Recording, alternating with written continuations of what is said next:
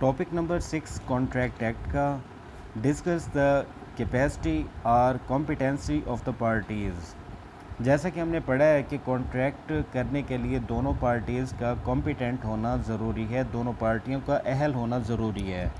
Law of contract کے مطابق ہر شخص معاہدہ کرنے کے لیے کمپیٹنٹ ہے سوائے مائنر، انساؤنڈ مائنڈ اور ڈسکوالیفائڈ کے.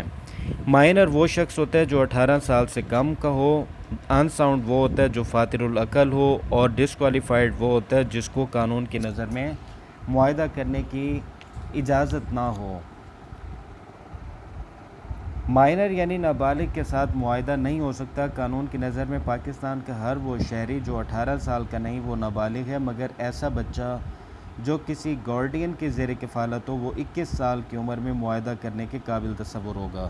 عام بچہ 18 سال کی عمر میں جس کے پیرنٹس دنیا سے چلے گئے ہیں اور گارڈین رکھنا پڑا ہے، یا والدین اس قابل نہیں ہے کہ بچے کی پرورش کر سکیں، تو گارڈین تعینات کیا جاتا ہے. تو گارڈین کی تعیناتی کے بعد بچہ 18 سال کا بالغ نہیں بلکہ 21 سال کی عمر میں سمجھا جائے گا کہ وہ معاہدہ کر سکتا ہے.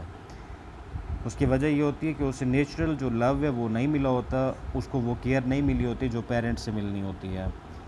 اصول یہ ہے کہ نابالغ یعنی مائنر کے ساتھ معاہدہ نہیں ہوگا، کیونکہ بچے پر ڈاکٹرائن آف اسٹوپر لاگو نہیں ہو سکتا.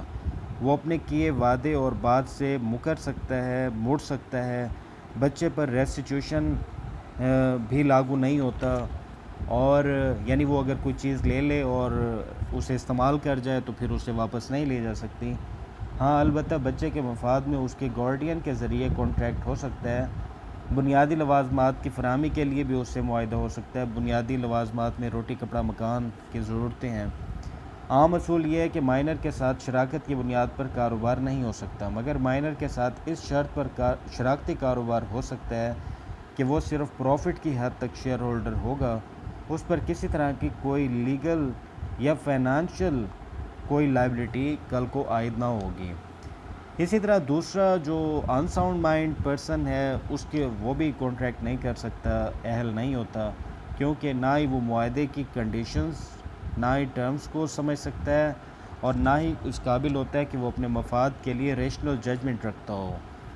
انساؤنڈ مائنڈ کی وجوہات آئیڈیوسی، انسینٹی، ڈرنکنیس یا ایکسٹریم اولڈ ایج بھی ہو سکتی ہیں. یہ وہ صورتیں ہیں جب انسان اپنے آپ میں نہیں رہتا. اسی طرح تیسرے وہ تمام اشخاص جنہیں قانون نے معاہدے کے لیے ڈسکوالیفائڈ قرار دے دیا ہو ان سے بھی معاہدے نہیں ہو سکتے، جیسے جوائنٹ سٹاک کمپنی، کوئی اجنبی فورنر، کوئی سزا یافتہ مجرم، یا کوئی انسولوینٹ دیوالیہ شخص، یا پھر ڈپلومیٹک ایجنٹ یا ایمبیسیڈر.